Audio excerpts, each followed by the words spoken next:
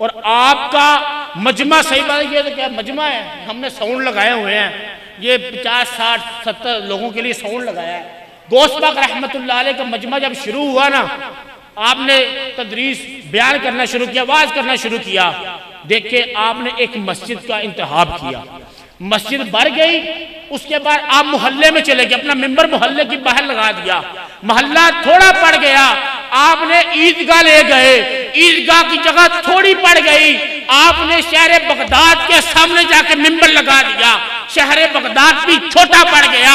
और देखे शान कैसी है, आज 60 लोगों के लिए साउंड लगाना पड़ रहा है। गौस पाक की शान देखो, 1.25 लाख बंदा सामने बैठा हो और फिर गौस पाक खिताब कर रहे हो, इसी तरह आवाज आती थी जैसे सामने वाले बैठे को आवाज आ रही है, आखिर वाला भी ऐसे ही आवाज सुन रहा था।